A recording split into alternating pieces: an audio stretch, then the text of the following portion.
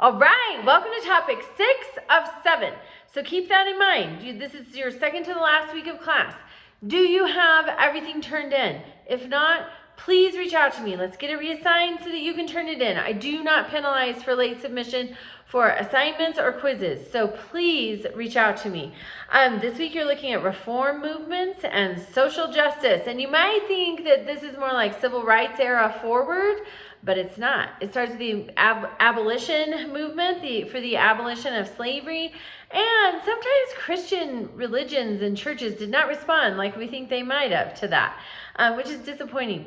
All right, and then you're looking at the federal government's historical role in education and making sure that education was available for all. Things like land grant universities, but also that's in the news today. And I'm going to link an article from Politico.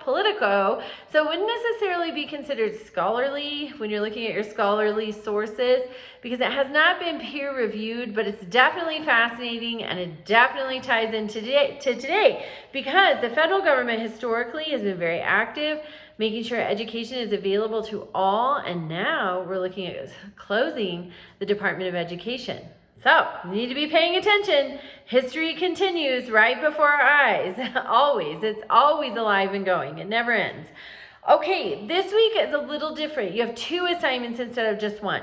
So you have the civil rights matrix. Make sure you fill in both columns for each event. And then also you do a PowerPoint. YouTube has some great tutorials for how to do PowerPoints if that's something new for you.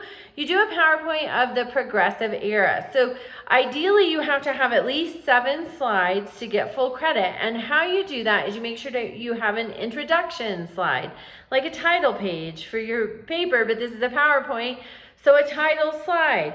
Then you're going to have 1 for regulation of business, 1 for greater democracy, 1 for conservationism, 1 for the rise of professionalism, 1 for prohibition. Then you can have a conclusion slide, and then you can have a slide with your references. And that way you have at least the minimum number of slides, and you've met all of the requirements. You may, I love to see PowerPoints with pictures. I think that's one of the best parts of a PowerPoint as opposed to a paper. Incorporate pictures, but remember, you've got to put the source from which you take that picture, you copy that picture on your slides. So, and it should ideally be listed in your references too. So keep that in mind.